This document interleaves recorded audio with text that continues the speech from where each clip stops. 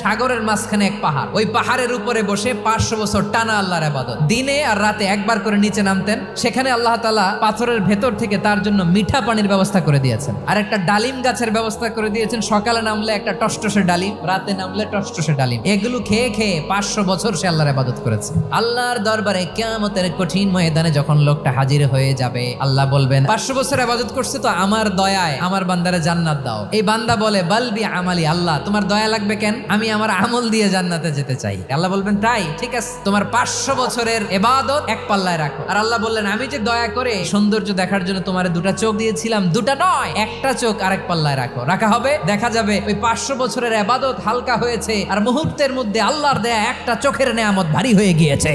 ফলাফল দেখো, হিসাব বলে তুমি এখন জাহান্নামে যাবা, যাও এবার জাহান্নামে যাও। এবার লোকটা কাচুমাচু করে বলে আল্লাহ এবার আমি বুঝতে পেরেছি তোমার দয়া ছাড়া দুনিয়ায় কেউ জান্নাতে যেতে পারবে না।